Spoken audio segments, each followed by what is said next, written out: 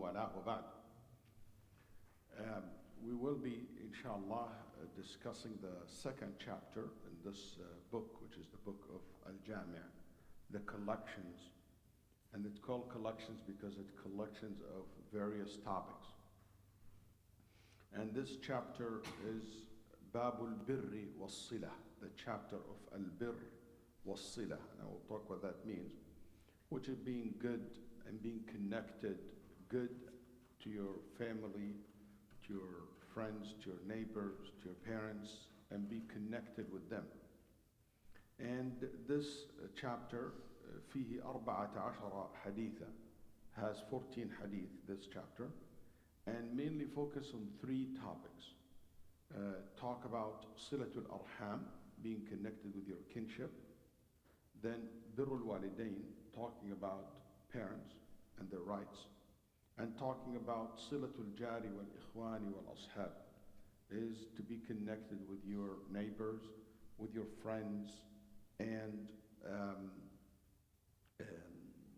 members of society at large. And Imam Rahimahullah, he put this chapter after the previous one. The previous one speaking about al-Huquq al-Ammah lil-Muslimin.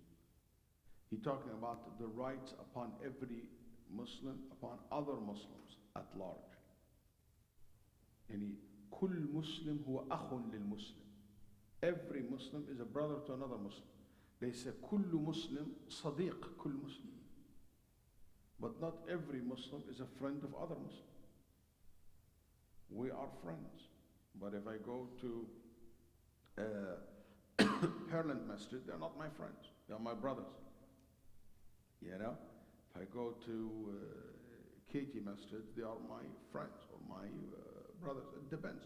So brotherhood is a very big circle, but there's a smaller circle called friends. But also there is another smaller circle which is very important than just that every Muslim connected to every Muslim. It's called Dhawil Arham, my kinship, my relatives. That's a smaller circle.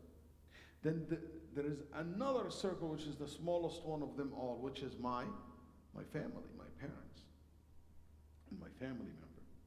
Okay, like my father, my mother, and children. So Imam Rahimahullah started with the big circle, حق المسلم العام, upon every Muslim. That's why حق المسلم على المسلم, sit, you know, if he sneezes and say Alhamdulillah, say Arhamukallah, when you meet him, give him salam. That's for everybody. Now he's going to talk about these smaller circles and the rights of those people. طيب, كده off the bat, كل الحقوق التي تعطى للمسلمين عامة يجب أن تعطى لهذه الدوائر الصغيرة, لهؤلاء الأنواع من الناس. Every right that we give to the Muslim at large, we must give it to the parents, we must give it to the relatives, we must give it to the friends and the neighbors. Okay? So if it is wajib to say wa alaykum as-salam to a stranger, it became more wajib to say wa alaykum as-salam to your parents, to your relatives, to your neighbors. If it is wajib to accept, or it is recommended to accept the invitation of a stranger to wedding, it is highly more recommended to accept the invitation of your cousins, your daughter, your mother. That's right. The invitation of your mother's wedding. She's a widow and she married again. She's a divorce and she married again. So in this case, it is more right over you to your father and so forth. And this is very smart way of putting the order of the book. So he started with the rules that apply to the general public, all Muslims, and even some non-Muslim as well. Then now he goes to the smaller circle, the rules that apply to the rights of friends and neighbors, then relatives, then family members, smaller circle. Al-Birr, Babul Birri was-Sila. He said it, Al-Birr was-Sila. Al-bir with kasra, al-bir with the kasra, it means doing what is good. Okay? And also it means doing what is required. في الطاعة. And it means also al-fadl, to be, al-fadl it means to give and to support. And I do believe that al-fadl, which is giving and charity, it's one form of being good. Good is a very general term. And one of it is to be able financially to support. So barra, يعني it means benefited others, done good to others. Okay? Or also it could mean you do good for yourself, both ways. We have something called يبر يمينه. يعني إيش يبر يمينه? When I said, Wallahi, you will come with me tonight. بر اليمين is to go with him, which it, يعني تصدق يمينه. It means you make his statement truthful. His statement is, you come to my house tonight. So you make it truthful by going to his house. So it is, al-bir has to do with what? With the word sidq, which is truthfulness. Why? Because al-bir, it means you do something sincerely. You're truthful about doing what is good. That's why al-bir in al-hajj, al-bir al-walidain. صح? قال الحج المبرور. All this, it means you do good, but you do it out of complete what? Sincerity. You're truthful about it. And one of the words that you're familiar with, al-bir means faith. ليس البر أن تولوا وجوهكم قبل المشرق ولكن البر من آمن بالله. Al-bir is to believe in Allah and the angels. Why? Because bir, it means faithfulness. It means truthfulness, sorry. To be truthful. So this is all the iman has to come from the heart, truthfully. That's why we call it bir. And al-barr, which is one of Allah's name, al-barrur rahim, it means the one al-mutawassi'u fil khayrat, the one who gives all kind of goodness. So one of Allah's name, al-barr, which it means the one who gives all kind of good things. He gives a lot of good. Okay? So he said al-bir, so this is a chapter about al-bir, which it means يعني you are good to your relatives, good to your parents, you are truthful about it, you're sincere about it, you do all kind of goodness to them. Was-silah. As-silah ka'idah in Arabic language, which is the opposite of cutting somebody off. Here, ضد الهجران والقطيعة. So as-silah, it means I'm connected with someone. It's the opposite of disconnecting. So as-silah, it means you are connected to your kinship, connected with your kinship, with your parents, with your friends, with your neighbors. So there is a connection between you and them. And that connections, you add it with the word bir, so it means my connection with them lead to doing good. So babul birri was-sila. So I'm connected with my parents and I do good to them. Because you can be connected to them and ruin their life.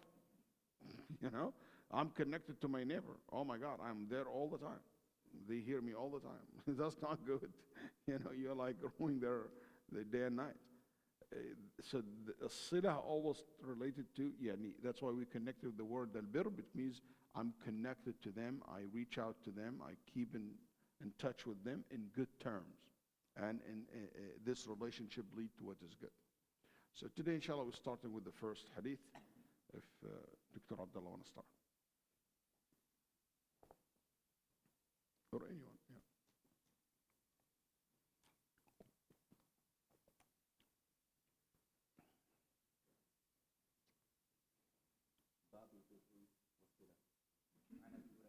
No, turn it on.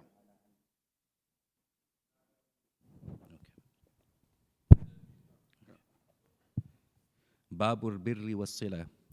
عن أبي هريرة رضي الله تعالى عنه قال قال رسول الله صلى الله عليه وسلم من أحب أن يبسط له في رزقه وأن يناسأ له في أثره وأن ينسأ له في أثره فليصل رحمه أخرجه البخاري. Abu Hurairah, English. Next one is okay. Narrated Abu Hurairah radiallahu anhu. Allah's Messenger sallallahu alayhi wasallam said, "He who wishes to have his provisions expanded and his term of life prolonged must treat his relatives well." Reported by al-Bukhari. No. It's kind of strange he's saying reported by al-Bukhari, because this hadith actually in Sahih Muslim. And it's even more strange that this wording is the wording of Muslim, not the wording of al-Bukhari. Yani al-Bukhari rahimahullah, his wording, man ahabba an yubsata, whoever loved, in al-Bukhari, man sarra an yubsata. Whoever sarra, ahabba, loves, sarra, yani he wants to, who wishes or would like to. It's close to each other, but the wording in the Bukhari is not ahabba, is man sarra. And yubsata alayhi fi rizqih, also this is Muslim. In the Bukhari, yubsatu lahu fi rizqih. So there's quite differences. But again, one of the things that we keep in mind, that the copies of these books over the centuries and the time, they're not the same. So there might be another copy from Sahih al-Bukhari has this exact wording, and that's what al-Imam ibn Hajar had. Yani al-Bukhari's book is estimated 100,000 copy was made of after al-Bukhari's death. 100,000 copies. So some of these copies sometimes can be, there is differences in some of the words. It doesn't make really a big change. But anyway, so this hadith is in al-Bukhari or Muslim, and this came in hadith Muslim min tariq Anas radiyallahu an wa ardah. Not from Abu Hurairah radiyallahu anhu ardah. He said, yubsatu, whoever wishes or love to have his provision or earnings increased or grow. Yubsat, this is the word increase or grow. Yubsat. Al-bast, okay, means bastatan fil jismi wal ilm. يعني ايش البسط؟ الكثرة. Not increase. Whoever wants to have a lot of rizq, a lot of provision. Not a lot only in quantities, keep in mind, but also a lot in what? In blessing and barakah, and what?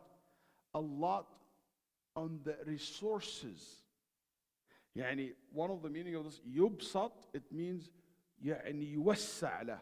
So ليس فقط هو يأخذ, it means he get a lot of money from one source. It could mean also have so many sources for rizq. So instead of you making money from this source, you can have money from many sources, and many of these sources you didn't even thought about it or know about it, or thought it will be a door that it will open for you. Who knows? And subhanallah, يعني, and that's very true. I know a brother here in Houston has a land in I-10.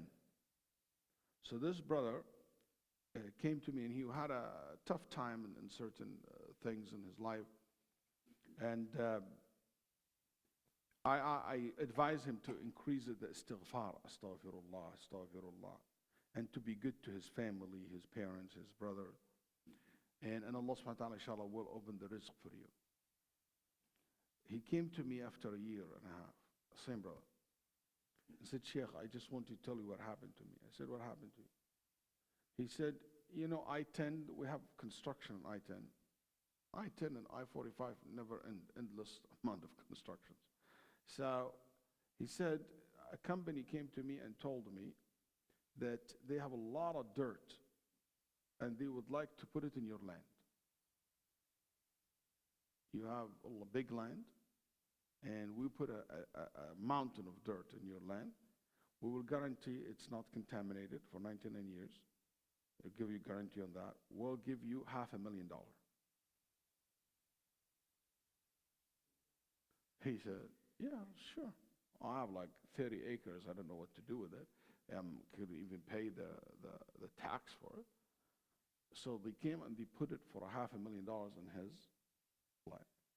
While they're doing this, a developer came to him in the neighborhood in Katy. And he said, I'm a developer and I need dirt because I have to raise the land that I'm developing. Would you sell the dirt for me? He said, yeah. He said, Wallahi, Shaykh Waleed, the same truck, I made a deal with the same company who delivered the trucks from the I-10 to come to bring the dirt. It goes from this door and exits from that door. I made $500,000 this way, then I made a $750,000 this way out. So $1.25 million.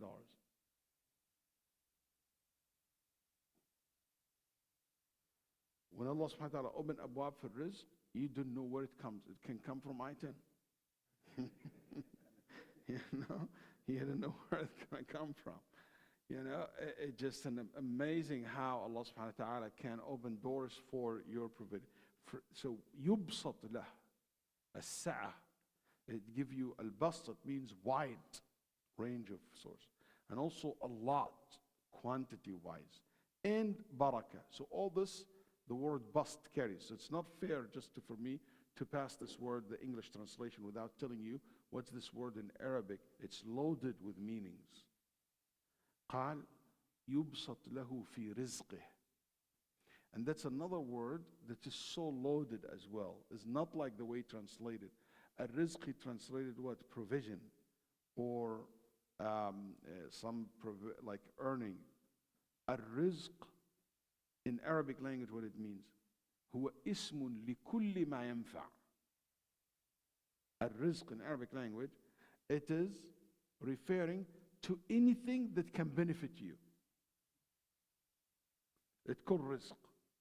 So knowledge is what? Rizq. Money is what? Rizq. Children is what? Rizq. Benefit you, I hope so. Okay? So, you know, the marriage is what? Rizq. You see? So rizq is a good manners is what? Food and water is what? Because it benefits your body, nurture your body. Okay. Home is what? Rizq. That's right. And الرزق العلماء رحمهم الله said rizqan. The provisions and the earning is two. رزق للأبدان ورزق للأرواح. A rizq, a provision that benefits the body, and there is a rizq that benefits the soul. Like iman, tawbah, contemplation. That's why it's a rizq that Allah subhanahu wa ta'ala provide for some people, that they have this understanding of the religion, that they have this soft heart. It's a rizq from Allah. وَإِنَّ اللَّهَ قَسَمَ الْأَخْلَاقِ بَيْنَ النَّاسِ كَمَا قَسَمَ بَيْنَهُمُ الْأَمْوَالِ. Allah divided manners among people the same way He divided money. Some people have more money, some people have more manners, more sabr than others. Some people have more shukr than others, grateful than others. Some people are more wiser than others, and so forth. So this is something also keep in mind, the word yurzaq. So listen to what the Prophet قال من أحب, whoever wishes with love for his rizq, all these meanings, yubsat. Can you imagine? The sources of iman, the sources of money, the sources of akhlaq, the sources of any kind of provision comes from so many sources, resources, come with large quantities, and it will be blessed as well. يبسط له في رزقه. قال وينسأ له في عام. Who doesn't want that? Can you think of anybody who said, you know what, I don't want that. I don't want to be blessed in all these areas. No one. So here in Nabi Sallallahu Alaihi Wasallam getting us excited. And if you noticed, yunsa, for his provision to be increased. What do we call that in English and in Arabic? In Arabic we call it مبني لغير المعلوم, مبني غير الفاعل.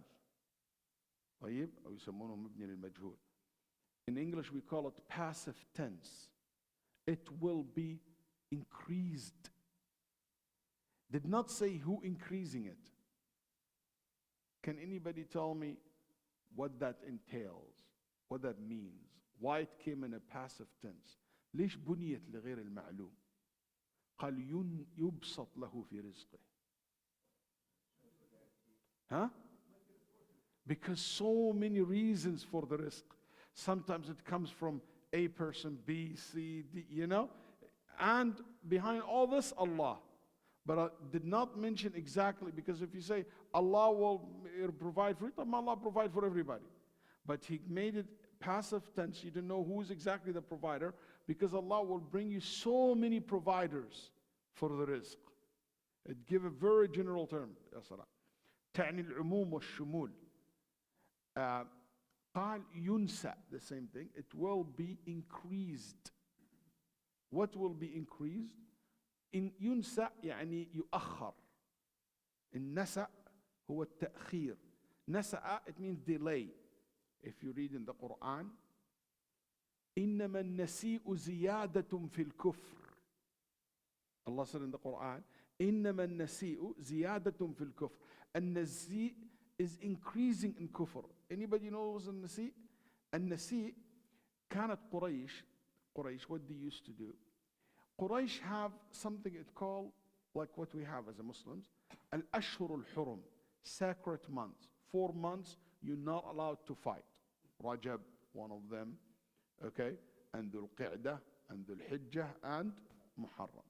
So 4 months. This is not Hajj months. This is called Ashhur al-Hurum. These 4 months, you're not allowed to fight. The people of Mecca know that. The people of Mecca will see, the man will see the killer of his father and will not touch him.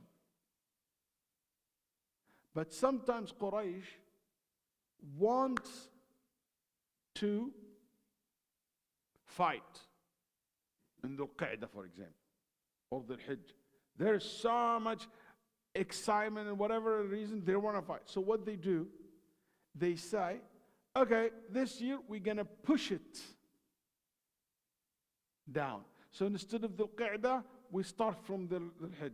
Instead of Rajab, we push it to Sha'ban. So we can fight in Rajab. فَكَانُوا يُؤَخِّرُونَهُ. And they said, we're going to push it and delay the sacred month 1 month later. So that's why called النَّسِيءُ زِيَادَةٌ, because it means delaying. So النَّسِيء in Arabic means delaying. So if you want your time to be delayed, what's your time referring to? Death. If you want your death to be delayed, in another, if you want to live longer,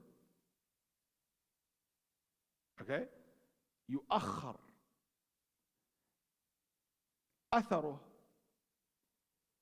أثره, he said, delay his athar. Athar means his life span or death, his death. طيب, just I like always to comment the Arabic meaning. ليش سمي الموت والعمر أثر? Why we say al-athar, it means life or your lifespan. It's called athar, or death could also mean athar. Can anybody think of the word athar? Have ever used this word athar? لا, but what's the connection between athar and life? Athar, I give you a word. Al-athar, طيب, it is the imprint on the ground. It's called athar. Athar al-aqdam. Okay? Athar al-aqdam, the footprints. That's right? The footprints, we call this athar. So what's the connection linguistically, you think? I'm talking from pure linguistic. Yeah. If you did, you make an impact? No, you did. What makes impact is the thing that you do while you are alive or you did when you were alive. But after you die, you can't make any impact. What will make impact, things that you did before you die, and it's still working for you. But someone dead, never lived, if you can imagine hypothetically, someone never lived, will ever have athar?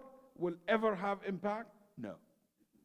So that's why we call it athar, has to do with life and death, is a very interesting word. Because athar, that means my life has to have an impact. That's why the Arab use the word athar to refer to life. Because anyone who's living, they have some footprint on this earth. And this footprint disappear by your death. So that's why linguistically the Nabi Sallallahu Alaihi Wasallam used the word athar to refer to death. Is that clear? مفهوم؟ طيب. لا, even as simple as footprint. يعني أصله من لأنه الإنسان إذا مات لا حركة له. If you die there, you don't move. So you don't make any athar. You don't take breath. That's an impact. You produce carbon. You just completely خلاص. No impact. Anyway, فليصل. So how can you achieve these two? You delay your death, you live longer, and you increase all this rizq. How? The answer came. فليصل رحمه. قال النبي صلى الله عليه وسلم بجواب الشرط. So the condition in order for you to get this, you يصل رحمه. And we said what's يصل means. It means to be الصلة, means to be connected. He should keep ties with his, or they keep ties with their kinship. يصل, okay, it means to keep ties, to be connected. And this is keeping the ties physically, visiting, talking. Also, spiritually, you're making dua for them, you pray for them, you wish them good, you love them, okay? Verbally, talking to them. Financially, okay? Serving them, that's a physical format of it. Helping them, aiding them. He said, all this is sila. So as-sila, it means to keep that tie, to be connected with them, either physically, verbally, financially, emotionally, emotional support, all these connections. That's what you call sila. With his or her rahim, kinship. Ar-rahim comes from the womb of the woman, okay?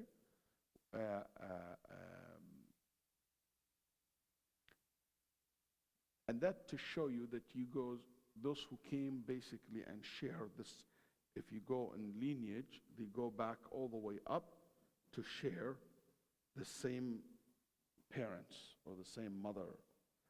And here we don't mean your maternal relatives only, but paternal and maternal. أقارب من الأب وأقرع وأقاربه والأم وجهتها. And we will talk more what exactly Rahim means technically that you have to be connected with. But for now, Ar-Rahim, it means hum al-usul wal-furu'. It means your father, your grandfather and up, and your children and grandchildren and down. Your brothers and sisters and their children, whatever descend from their children. Then your uncles, okay, and from maternal part, paternal part, and their children. That's the rahim. Okay, so these are the one that this hadith talk about being connected to them, and we will talk about how can you keep connected with this. My father has 16 brothers and sisters, or 15 brothers and sisters. How would you can do that? Okay, so it's very hard. So we will talk about that, means the manifestation of it. Yes.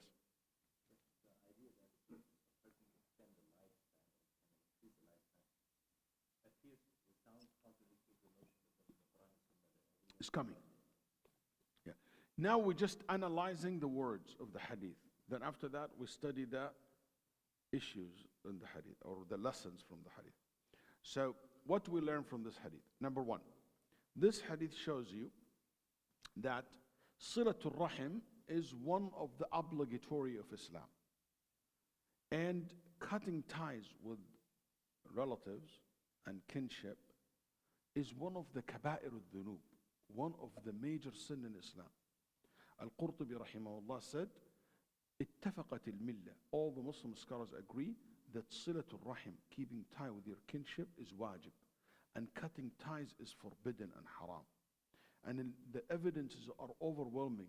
Allah subhanahu wa ta'ala said, وَاتَّقُوا اللَّهَ الَّذِي تَسَاءَلُونَ بِهِ وَالْأَرْحَامِ فَهَلْ عَسَيْتُمْ إِن تَوَلَّيْتُمْ أَن تُفْسِدُوا فِي الْأَرْضِ وَتُقَطِّعُوا أَرْحَامَكُمْ. Allah subhanahu wa ta'ala said, fear Allah, the one that you, by His words, connected together with your kinship. Allah said, فَهَلْ عَسَيْتُمْ إِن تَوَلَّيْتُمْ. Are you going to, when you turn around, تُفْسِدُوا فِي الْأَرْضِ, you will spread corruption in earth. طيب? And what? وَتُقَطِّعُوا أَرْحَامَكُمْ. You cut ties with your kinship.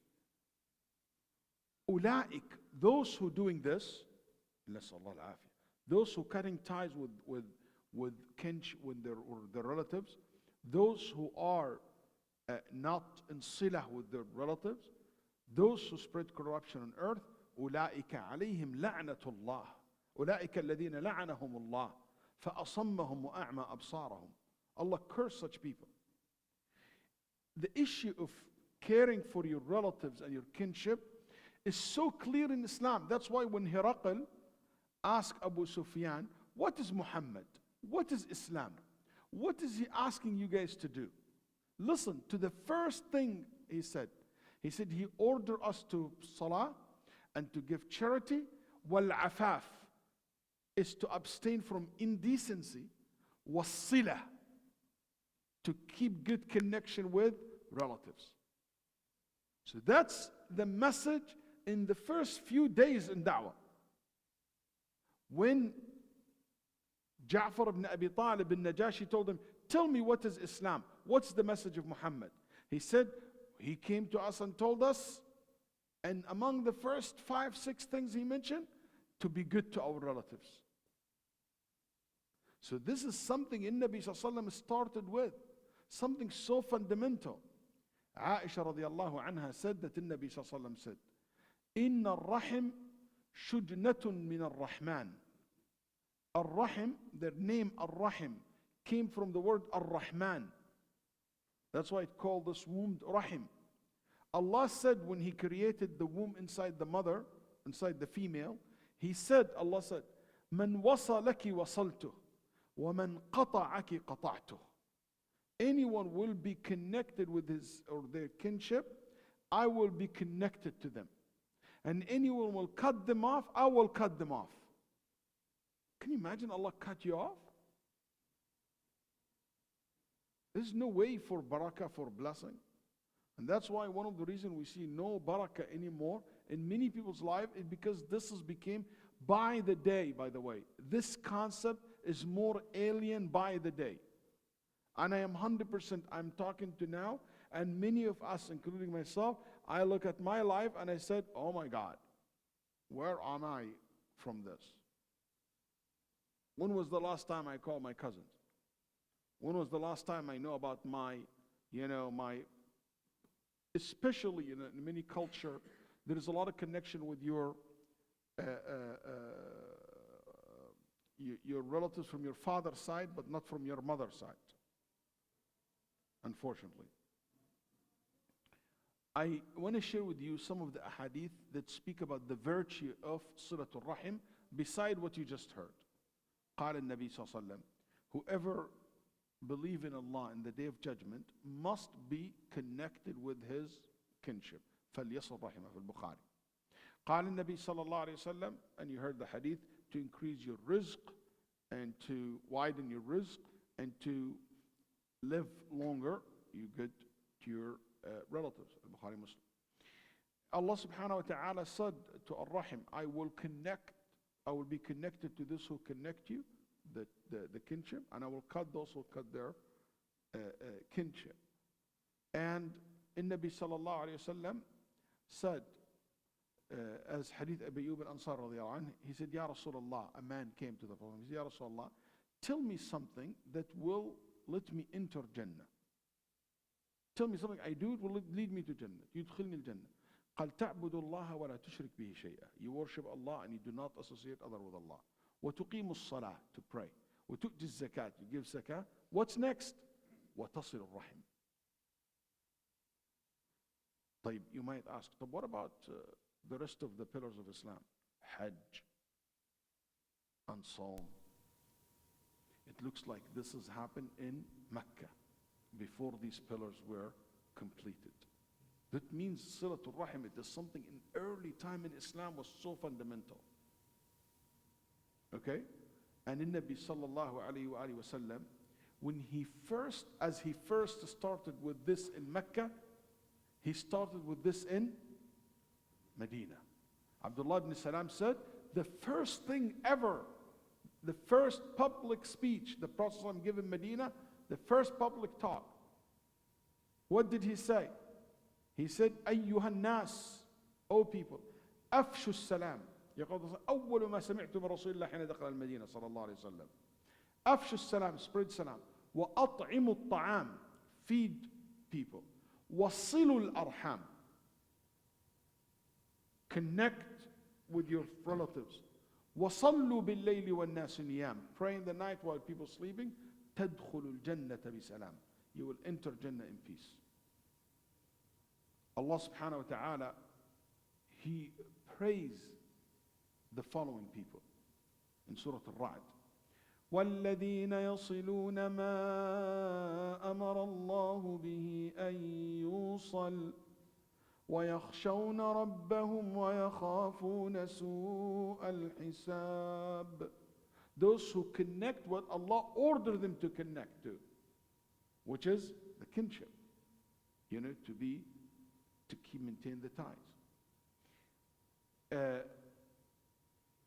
And also maintaining this good ties with your relatives, it's one of the reasons for society to be filled with love, cooperation, looking after one another, helping one another. It is sad, wallahi, I know cases where a sister had 3-4 brothers, all of them have good incomes, and she's struggling for $50 and $100. Struggling to pay the rent, while she has 3-4 brothers. It is hard to hear that, parents, they don't have the support, the financial support from the children. Cousins, if we spread that concept, we will find that the society will benefit a lot, because we're still looking after one another, and the society will improve. And also, if we maintain that relationship, what happens? The love will be spread among the community and society at large as well. You want to call it that or not yet? Go ahead. Allahu Akbar, Allahu Akbar. Allahu Akbar, Allahu Akbar. Ashhadu an la ilaha illallah. Ashhadu an la ilaha illallah. Ashhadu anna Muhammadan Rasulullah.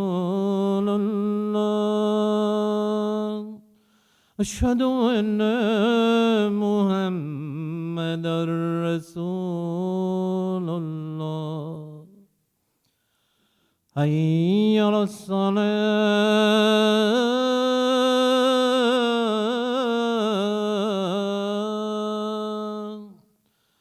Hayya as-salah.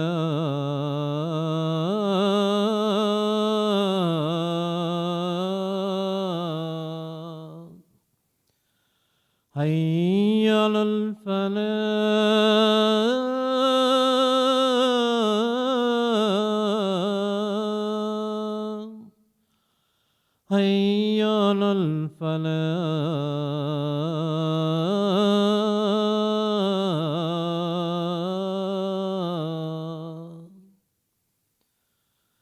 الله أكبر الله أكبر لا إله إلا الله.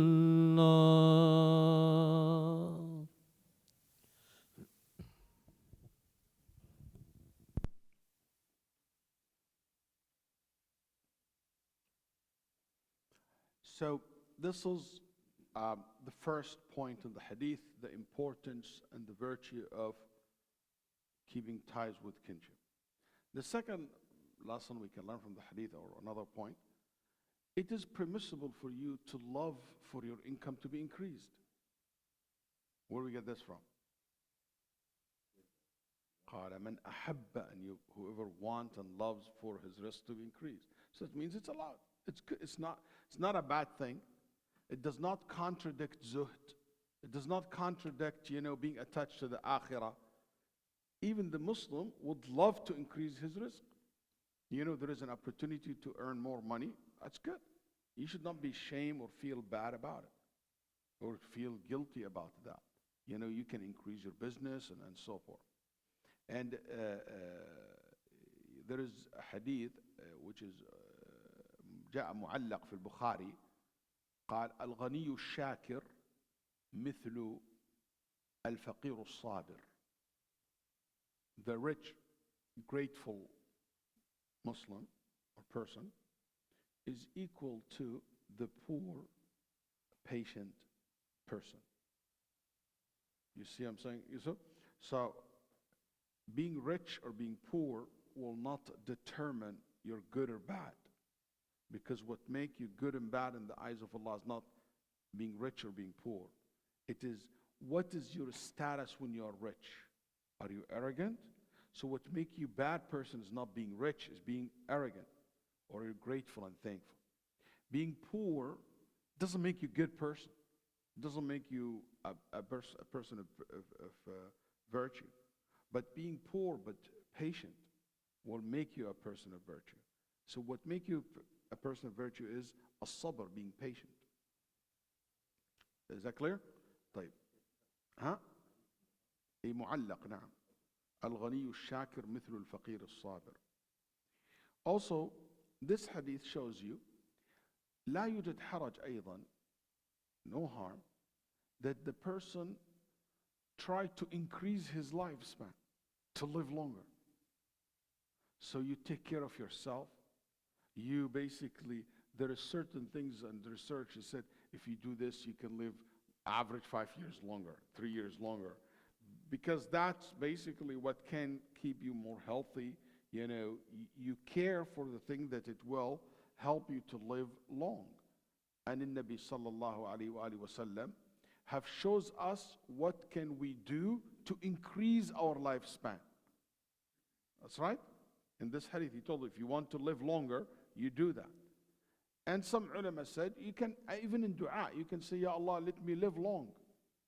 Some ulama said, live long, ala ta'atillah. Yani, let me increase my life span and increase my ta'ah, increase my iman and good deeds. Because you don't want to live longer and you do more sins.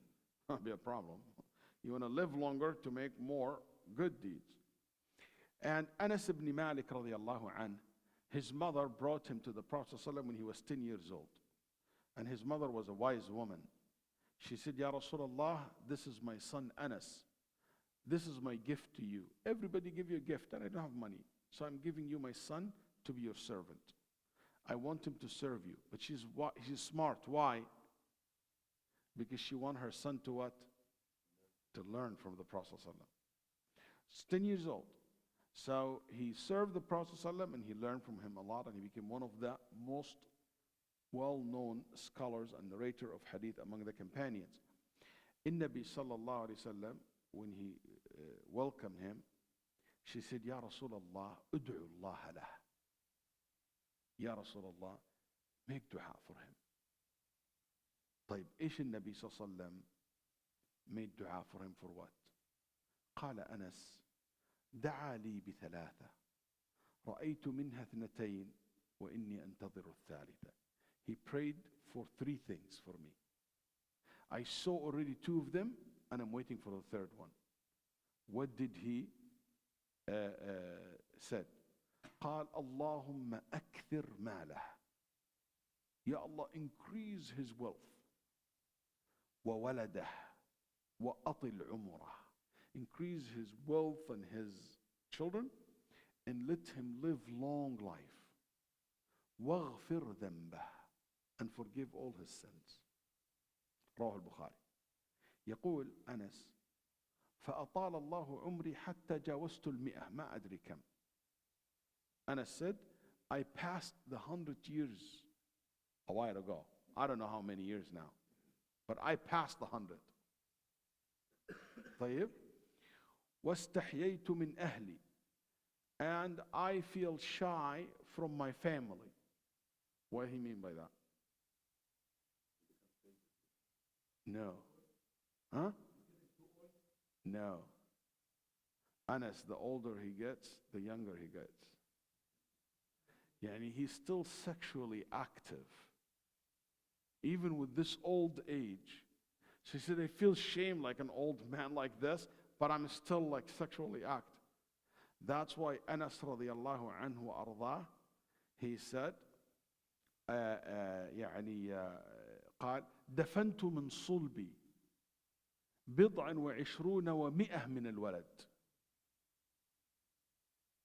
I buried over 100 of my children and grandchildren. هذا في البخاري. And definitely this is not from one wife. Yeah. This is most likely حتى قال بعض القال يدل على أن يكون عنده إماء. The point is, he has a lot of children and a lot of money. قال وأكثر الله مالي. Allah give me so much money that no one in Ansar has money match what I have.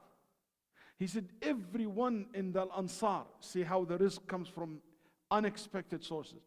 He said, everyone in the Ansar, their gardening, their field, تنتج مرة وبستاني ينتج مرتين.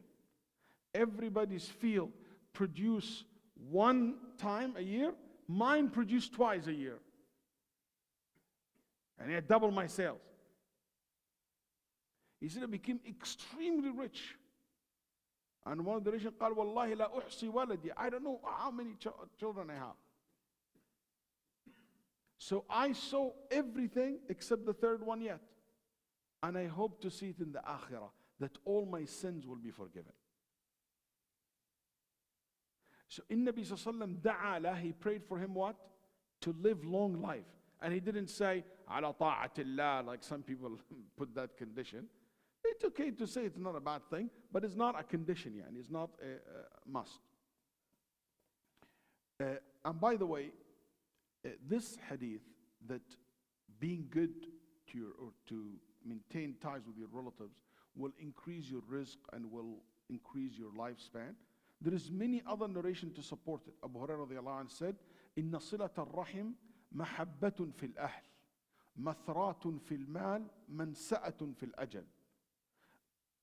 Keeping ties with your relatives will increase the love of your family, and it will increase your wealth, and it will delay your death. It will make you live longer. And Aisha radiallahu anha said في Musnad Ahmad, the previous one in at-Tirmidhi, this one in Musnad Ahmad, she said, صِلَةُ الرَّحِمْ وَحُسْنُ الْجِوَارِ. Being good to your relatives and good to your neighbors. يَعْمُرَانِ الدِّيَارِ will bring prosperity to the society, to the community, to the country. وَيَزِيدَانِ فِي الْأَعْمَارِ. It basically lead to, for you to live longer. وفي أبي يعلى بإسناد فيه كلام in Musnad أبي يعلى عن أنس رضي الله عنه وأرضاه, and الإسناد is not that authentic. الصدقة and صلة الرحم, maintaining ties with the relatives, يزيد الله بهما في العمر.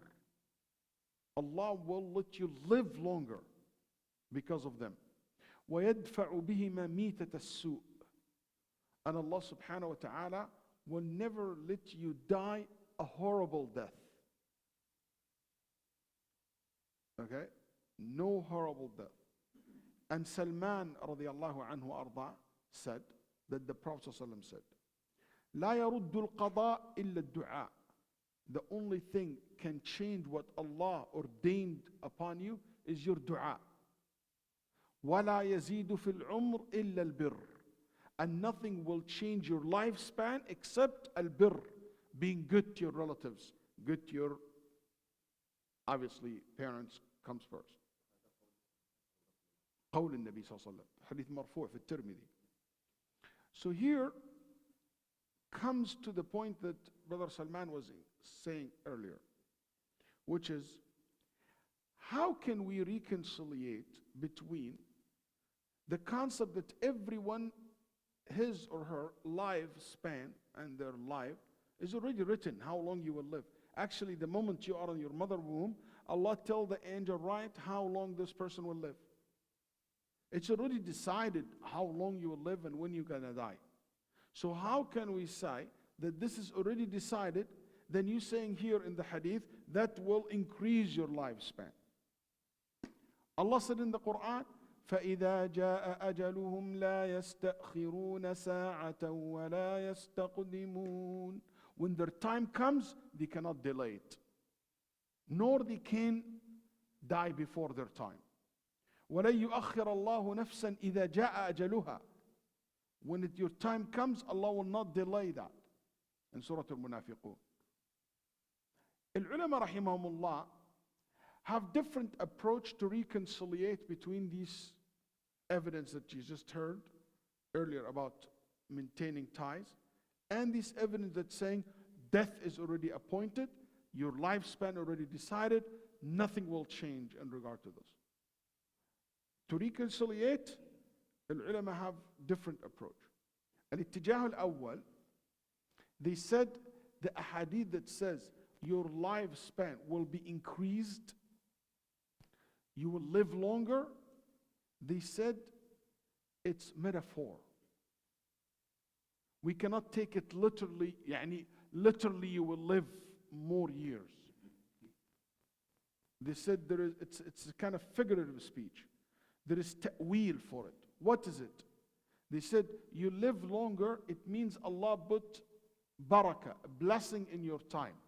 So you will accomplish in 20 years what people will accomplish in 80 years. You will accomplish in 40 years what people accomplish in 50, 60 years. You will find some people, and Nawawi rahimahullah, die in his 40s. And Nawawi that everybody quoting is Riyadh al-Salihin, 40 hadith al-Nawawi. He dies in his 40s. Ibn Taymiyyah in his early 60s. Many of those scholars, Umar ibn Abdul Aziz died in his late 30s, 39 years old, 40. Umar, everybody hear about him. He changed the world economically and politically. Only at age of 40, he died. So some people live short life, but their impact is huge. They accomplish so much. So they said that's what it means. يعني يبارك له في عمره. Allah put barakah, blessings in your life, as if you lived long life. Another said no. You live longer, it means your impact will continue after your death for a long time as if you are alive. Your name will not be forgotten. Your ihsan and fadl will be remembered. Question. Do we mention the dead a lot? Choose any one of your family who passed away. How many times you mention his name? Not much. But look, if any one of your relatives who is still alive, their name comes up from here into there more often. I always mention my, brothers. But I don't mention often my father's name because he passed away. The living one is the one who always his name comes up. That's right. But so if you die, your name kind of die with you. That's right. Occasionally, if you lucky to be remembered. But the vast majority of people, when they die, their name die with them. Here Allah, some ulama said, no. This hadith, you will live longer, yani you will name, and the impact of your work will continue after your death. We mention Abu Hurairah how many times every day? We mention al-Bukhari how many times? As if he's still alive. Or the fatwa of Shaykh ibn Baz, as if he's still alive, because of the blessings of their work is still continued after their death, as if he's still alive, as if he's still contributing. You see? So we always talk about those who establish organization, those who establish a masjid, those who establish, Muhammad Ali, the famous boxer, Malcolm X. We still talk about as if he's still alive, because they made a great impact in society. You see? So here we say that this is, so some ulama said that's what this hadith means. يُنْسَأْ لَهُ فِي أَجَلِهِ. يعني he will be delayed. يعني it means his name and his legacy will continue for a long time after their death. That's one. And the other way to look at this, which is the strongest, and in my opinion, it's a very solid way. They said, no, we don't need to say it's a figurative speech. We don't need to find ta'wil. We can say, no, Allah will increase your lifespan. Yes, you will live longer. And there is no contradiction between this and your death is appointed by Allah, that your death is known to Allah. How? They said, it's like this. Allah subhanahu wa ta'ala wrote exactly when you are going to die in the safe tablet before the creation of the heaven and the earth. Everything written in that book, which is called al-Lawh al-Mahfuz. But also, Allah subhanahu wa ta'ala written your lifespan in the angels' books, who upon your birth, written how long you're going to live. In the angels' books every year, they will write who will die this year. Okay? Every year, Allah subhanahu wa ta'ala in Laylatul Qadr tell the angel who will die this year. And it will be written in them. So, in these books in the hand, can change. How? It changed because of a reason, a cause. So, it was written in the angel's book that you will die in the age of 40. But because you are connected and good to your parents and to your relatives, Allah said to order the angel, no. At the age of 40, when they think he's going to die, he said, no, I will let it to 45, to 50. And that's exactly how it's written in the safe tablet. It's written in the safe tablet, when he born, it will be 40. But later on, it will be increased to 50. So nothing new, nothing surprised Allah. But Allah put it this way to show you the value of these deeds, the value of taking care of your relatives and being connected and looking after them. So, and that's how it is. And Allah subhanahu wa ta'ala said in the Quran, يَمْحُ اللَّهُ مَا يَشَاءُ وَيُثْبِتْ وَعِنْدَهُ أُمُّ الْكِتَابِ. Allah confirm and erase. Ibn Abbas said, in confirmation and erasing and cancellation, it's in what is in the hand of the angels. وَعِنْدَهُ أُمُّ الْكِتَابِ. What's in Allah's hand, the book that with Allah, nothing change in it. That's why one of the things that you should understand in Al-Qadr, Allah subhanahu wa ta'ala in the predestiny, He put things conditionally. Like He would say, it is Qadr. You will live that long if you do such and such. If you take this means, if you make dua, Allah will increase this. Allah will give you that. If you take care of your health and you start changing habits and this and this and that, you will live longer. Allah made this as a reason for you to live longer. But if you're not, you will die at this age. But all this known to Allah prior to that. That's why al-ajalu ajalan, as Ibn Taymiyyah rahimahullah said, one that Allah only knows, which is all the changes that might happen in the future. And one that known to a certain extent to the angels, but they might be surprised that things change than what they know about the future of the human being. And all this also to make a point that Allah is the only one know the future. Even the angel who wrote down what is happening to you, they don't know the details and what can change. I don't think I need to quote many scholars on this, but is there anything like this in the Quran or the Sunnah? Yes. Allah said in the Quran, in Surah Fatir, verse 11, وَمَا يُعَمَّرُ مِن مُعَمَّرٍ وَلَا يُنقَصُ مِنْ عُمُرِهِ إِلَّا فِي كِتَابٍ إِنَّ ذَلِكَ عَلَى اللَّهِ يَسِيرٌ. No one we will increase their lifespan or decrease it unless it is written in a book. So that means your lifespan can be increased and decreased. Allah subhanahu wa ta'ala said, أَنِ اعْبُدُوا اللَّهَ وَاتَّقُوهُ وَأَطِيعُونَ. Nuh telling his people, يغفر لكم من ذنوبكم ويؤخركم إلى أجل مسمى إن أجل الله إذا جاء لا يؤخر لو كنتم تعلمون. If you worship Allah and you have taqwa and you obey me, Allah will forgive your sin. وَيُؤَخِّرْكُمْ إِلَىٰ أَجَلٍ مُسَمَّى. He delay your time to another time. Ibn Kathir said, يعني he delay your death.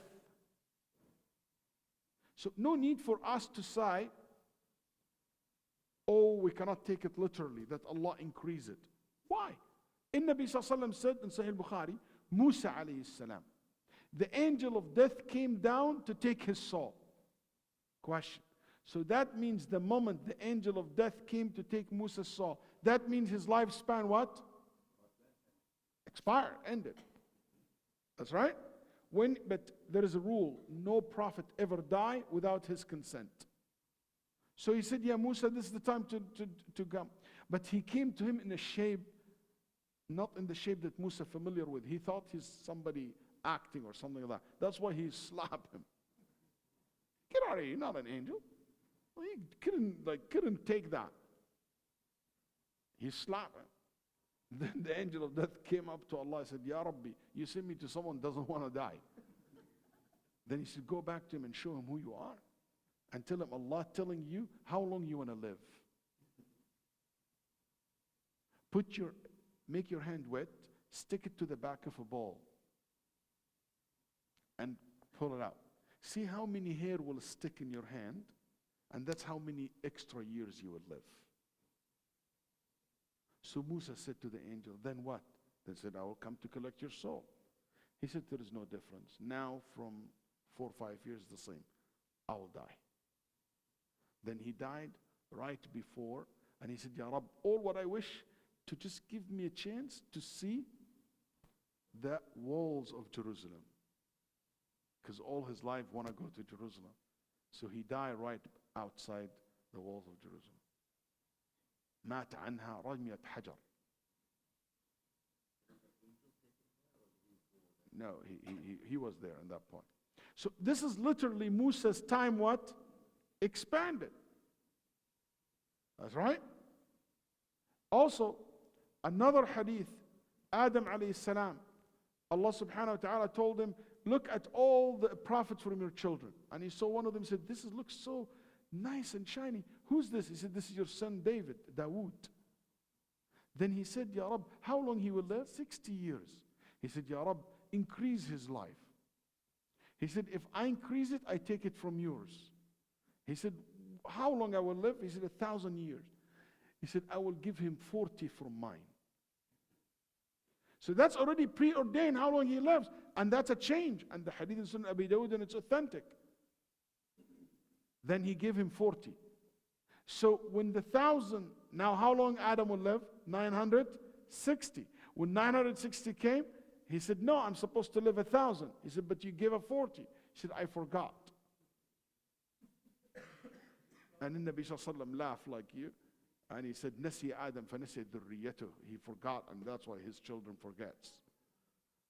وَعَهِدْنَا إِلَىٰ آدَمَ مِنْ قَبْلُ فَنَسِيَ وَلَمْ نَجِدْ لَهُ عَزْمًا. And this hadith al-Hakim said, it's according to the condition of Muslim. And al-Dhahabi agreed with that as well. And also Imam Ahmad rahimahullah and Ibn Abbas. Also, in Nabi Sallallahu Alaihi Wasallam made dua to Anas that Allah increase his life. Let him live long. So if it's already decided, why did the Prophet ﷺ ask for that? And there is many, Ka'b al-Ahbar, when Umar about to die, he said, Wallahi, if Umar asked Allah now to live longer, he would live longer. Because Allah accepted his dua. Then they said to him, how? Allah said, when death comes, you cannot change the time of death. He said, no. He said, that's when he died. But before death, إِنَّ ذَلِكَ عَلَى اللَّهِ يَسِيرٌ. That's easy for Allah to make that change. So my point is, this opinions of ulama that said you can take it literally, you don't need to make ta'wil to say it's legacy or to say this. There's no need for that. You can take it literally that you will literally live longer. And mainly the people who refuse to take it literally are people who have a problem in understanding al-qadar, al-qadariyah or al-jabriyah. They have a problem in understanding the concept of qadar. That's why they couldn't comprehend this concept. In my opinion, wallahu alam, that I don't see any problem with taking all two directions and all three opinions. So you will have blessed time, and you will have a legacy to continue, and you will be increased literally in your lifespan. What's wrong with that? More khair, more fadl. And there is nothing to stop us from accepting all these opinions, and it's not this or that. Type question. I know someone was so good to his relatives and died in the age of 40. You guys just told me he will increase his lifespan. He died in his 20s, and mashallah, he was so nice to his family and to his relatives. He'd take care of his relatives. He died 21 years old. Where is this hadith? The hadith is nisbi. Increasing his lifespan is relevant. Not relevant. Relative. So maybe this one was supposed to die at the age of 18. And because of his good to his family, he died in 21. Maybe he was 30 and he was delayed to 40. Who knows? As if you know when he's going to die. The hadith didn't say die in old age. He said his life will increase. Okay? Same thing if somebody tried to tell you, what about rizq? Wallahi, I know this guy. MashaAllah, he's so good to his family and he's broke. He doesn't have money. He's not rich. We say, who knows? Maybe if he did not have, he will have way less than what you have right now. And remember, a rizq is bigger than money also. This hadith also shows you another rule, good rule to be known. وهو جواز التشريك في النية بين الأجر الدنيوي والأخروي. You are allowed to, as when you do an act of worship, to have the intention for the worldly reward and the reward in the akhirah. Where do we get this from? Increase his provision and live longer. That's a worldly reward. But also you want asl man wasalaki. Allah's giving idkhul al-jannah. When those who are good to their relatives and kinship, they go to Jannah. That's right. So you want the akhirah and you want at the same time the dunya. So sometimes you want both. No contradiction. Azan, call adhan and, and mashallah, he won the ajr from it. But you know what? He charged us like $10,000 a month just to give adhan. That's fine. Nice. I wish, as I'm saying.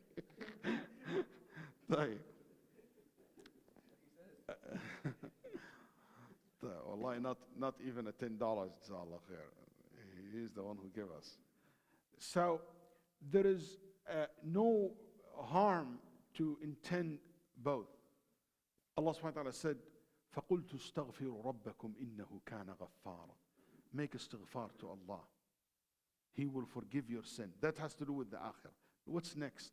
يرسل السماء عليكم مدرارا ويمددكم بأموال وبنين ويجعل لكم جنات ويجعل لكم أنهارا, give you children, give you wealth, give you rivers, give you beautiful houses. No contradiction. I can have both. Okay?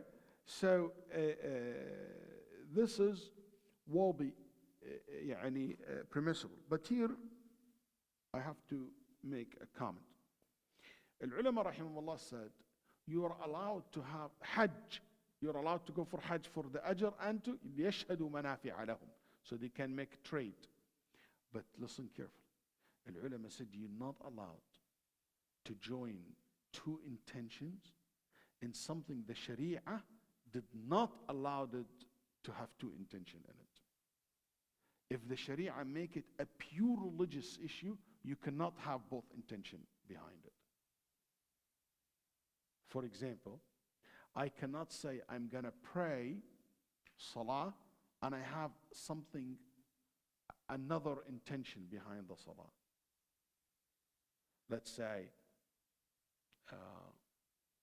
you know what, I pray 5 times a day because I want to pray, but also because I want to, any worldly matters, like I want to, for example, exercise 5 times a day.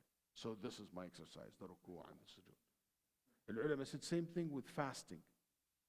That's why I have a problem with, because sumu tasihhu is a weak hadith. If it's authentic, we will agree. But to fast and your intention is to diet.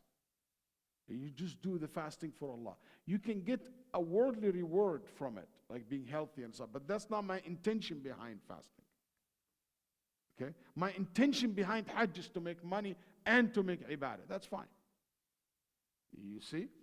For example, talabul ilm. I cannot seek knowledge. I cannot memorize the Quran, and my intention is worldly reward. That's haram. That's not allowed. I cannot lead salah because my intention is to get paid. I get paid because of the time I dedicate, not because of the salah. So if I pray a little bit more khushu', I get to raise, and if I pray madrish, I get, no, that's not, you don't pay me for the salah. I don't pay you for the Quran. I pay you for the time that you dedicated for me. But otherwise you cannot have that intention. تشرك النية فيما يقبل التشريك. And we ended up the last point. في هذا الحديث دليل على إثبات الأخذ بالأسباب وأنها مؤثرة في مسبباتها. This is an issue in al-Qadr. That in al-Qadr we believe as Ahl Sunnah wal Jama'ah, taking the necessarily means, okay, and precautions, it will lead to results. Like, because we believe that when you take the means, it will lead you to the ends. It will lead you to results. By the way, many people from around Ahl Sunnah Jama'ah, from these sects, they don't believe in that at all. At all. You go to the Asha'ira, you go to the Maturidiyya, you go to the Jabriya, to the Qadariya, you go to the, for those who understand what these words means, or these groups mean, they have so much debates over this. That so many of them said that, it's kind of interesting, they said that the means has no real impact. So the rain did not cause the plant to grow. No, they said no, it doesn't. So why the plant? Allah did it, but not the rain. Ahl Sunnah said no, it's the rain caused it, and the one who made it cause it is Allah. The one who made the system is Allah. Some of them, even they consider, some of them reach to the level that said it's kufr even to say that. That's just nonsense, because it's a common sense. That's why they said, okay, when you cut the apple with the knife, they tell you the knife did not cut the apple. Excuse me? Exactly. They said the apple was cut when the knife at the edge of the apple. Why? Because they only want, Allah is the only doer. But that's make no sense. And if we do that, the means and taking this means would have no value. But Ahl Sunnah al Jama'ah said no, means have real impact. That's why it has value. That's why you should care about taking the means. So if you want to be rich, you have to take the steps that make you rich. If you want to be healthy, you want to live longer, you want to do this and that, you have to take this means in order for you to achieve the results that you want. And that's a very logical method of understanding the qadar. It only motivates you to do good and to improve yourself, because you see that results is basically the results comes as a reason for taking these means that lead to these results.